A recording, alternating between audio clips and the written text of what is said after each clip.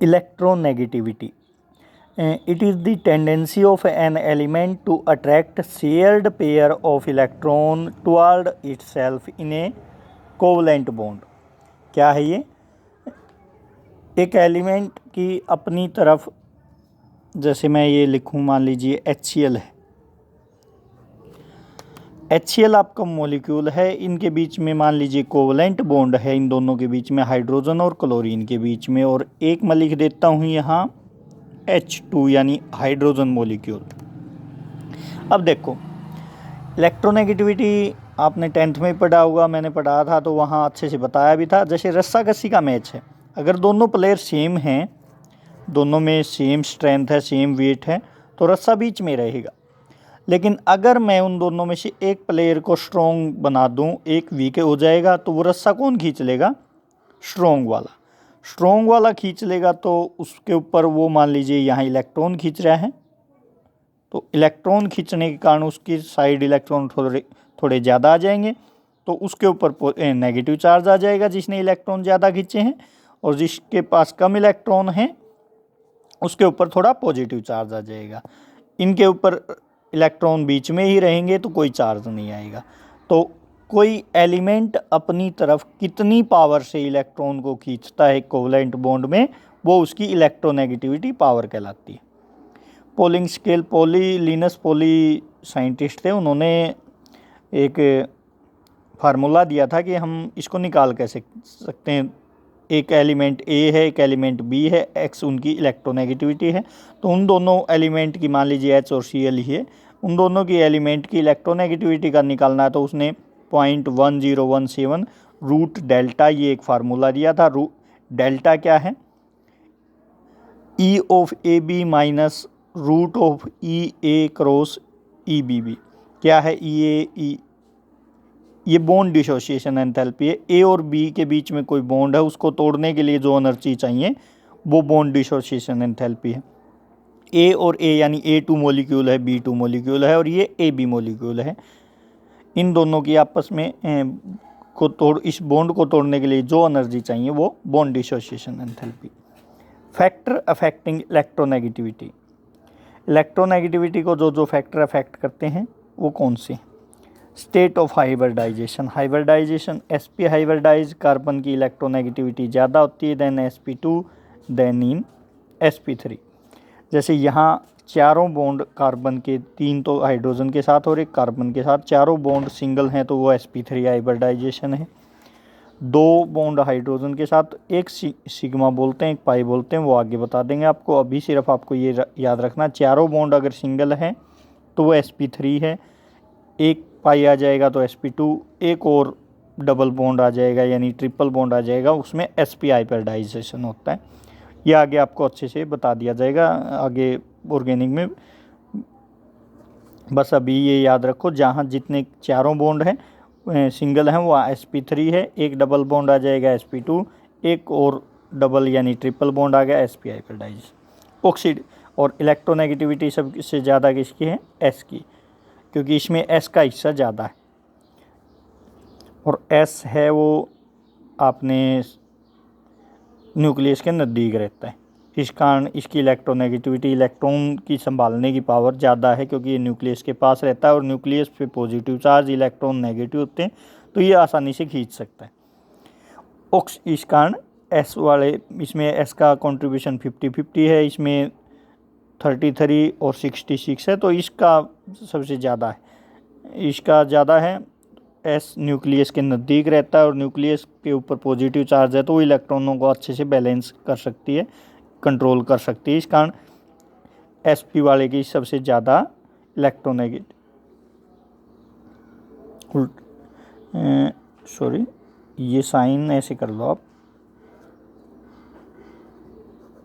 sp hybridize carbon है उसकी सबसे ज़्यादा इलेक्ट्रोनेगेटिविटी देन sp2, ये लेस देन का सिंबल है, इसकी सबसे कम, फिर इसकी, फिर इसकी। ऑक्सीडेशन स्टेट, भाई जितना ज़्यादा पॉजिटिव चार्ज है ना, इलेक्ट्रॉन को खींचने की टेंडेंसी उतनी ही ज़्यादा है। भी पॉजिटिव चार्ज और नेगेटिव चार्ज इलेक्ट्रॉन के बीच में ही तो अट्रैक्शन होता है, तो जितनी ज़्यादा पॉजिटिव चार्ज होगा उतनी ज़्यादा टेंडेंसी है उसकी इलेक्ट्रॉन को खींचने की। इस कारण ऑक्सीडेशन स्टेट पे भी डिपेंड करती है। ट्रेंड इन ग्रुप, नीचे की तरफ जाते हैं इलेक्ट्रोनेगेटिविटी वैल्यू डिक्रीज होती है। क्यों? क्योंकि डाउन द ग्रुप साइज बड़ा हो जाएगा, न्यूक्लियर चार्ज घट जाएगा, न्यूक्लियर चार्ज घट जाएगा तो इलेक्ट्रॉन के बीच में अट्रैक्शन कम हो जाएगा, तो यानी इलेक्ट्रॉन को अट्रैक्ट करने की टेंडेंसी घट जाएगी। पीरियड में इसका अपोजिट है, क्योंकि वहाँ पीरियड में न्यूक्लियर चार्ज है, as we move from left to right electronegativity value है इंक्रीज हो जाएगी। और याद रखनी कैसे है, फ्लोरीन आपका जो 17 ग्रुप का है उसकी सबसे ज़्यादा इलेक्ट्रोनेगेटिविटी होती है, मोस्ट इलेक्ट्रोनेगेटिव हो। तो जैसे ही लेफ़्ट से राइट की तरफ जाएंगे न्यूक्लियर चार्ज है बढ़ जाता है, और जब न्यूक्लियर चार्ज इंक्रीज हो जाता है तो इलेक्ट्रॉन को आसानी से कंट्रोल कर सकता है, तो इलेक्ट्रॉन को आसानी से अट्रैक्ट कर सकता है। इस कारण इलेक्ट्रोनेगेटिविटी वैल्यू बढ़ जाएगी। छोटा साइज है, न्यूक्लियर चार्ज ज़्यादा है, इलेक्ट्रॉन को अपनी तरफ आसानी से खींच लेगा। न्यूक्लियर चार्ज ज़्यादा है तो न्यूक्लियस पे पॉजिटिव चार्ज होता है, इलेक्ट्रॉन नेगेटिव है, दोनों के बीच में अट्रैक्शन ज़्यादा होगा। अट्रैक्शन ज़्यादा होगा तो tendency to have more power to attract electron. Application of electronegativity, metallic और नॉन मेटालिक करेक्टर आपको बताए हुए हैं। जो मोस्ट इलेक्ट्रोपॉजिटिव हैं उनकी इलेक्ट्रोनेगेटिविटी कम होगी, तो यानी जो आपके पहले ग्रुप वाले हैं वो तो इलेक्ट्रोनेगेटिव कम हैं और मेटालिक हैं, और electronegativity increase non metallic character increase. Non जितने ज़्यादा इलेक्ट्रोनेगेटिविटी होती है उतनी ही ज़्यादा नॉन मेटालिक होता है। आपके लिथियम, सोडियम और मेटल हैं वो उनके ऊपर इलेक्ट्रोपॉजिटिव होती है, वो इलेक्ट्रोपॉजिटिव होते हैं, इलेक्ट्रॉन छोड़ना पसंद करते हैं, ये इलेक्ट्रॉन लेना पसंद करते हैं, अट्रैक्ट करना पसंद करते हैं, फ्लोरीन और ऑक्सीजन, तो ये नॉन मेटालिक है।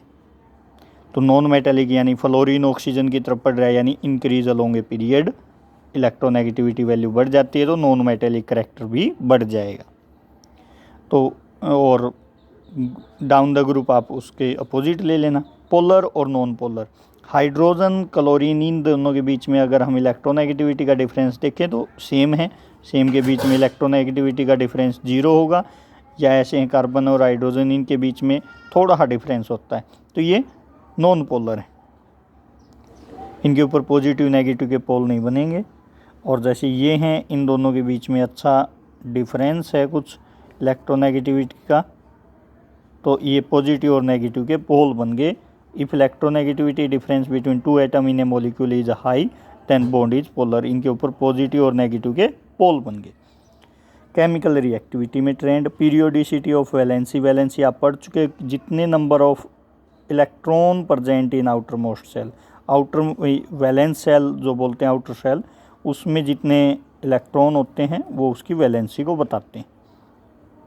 जैसे फर्स्ट ग्रुप है लिथियम, सोडियम, पोटेशियम, इन सब के आउटर सेल में एक इलेक्ट्रॉन है तो इनकी वैलेंसी 1 है, तो जितने आउटर सेल में इलेक्ट्रॉन होंगे वो valency. Second group beryllium, magnesium, calcium, तो इनकी वैलेंसी 2 है, क्योंकि ये इनके आउटर सेल में इलेक्ट्रॉन 2 है, तो valency remain same with in group. नीचे की तरफ जाओगे तो ध्यान रखना पहली प्रॉपर्टी जो सेम रहती है ग्रुप में, बाकी तो क्या होता है, कोई डिक्रीज होने लग रही थी, कोई इंक्रीज होने लग रही थी, लेकिन वैलेंसी यानी वैलेंस इलेक्ट्रॉन सेम रहते हैं। पीरियड में आप देखोगे फर्स्ट, सेकंड, 13 ग्रुप, 14 ग्रुप, इनको चेक करो, वैलेंस इलेक्ट्रॉन 1 2 3 4 5 6 7 8 है, वैलेंसी इसी के कोरस्पॉन्डिंग है 3 4 तक। तो फिर 5 और 3 8 में से माइनस करके देख लेना, 8 में से माइनस, 8 में से माइनस।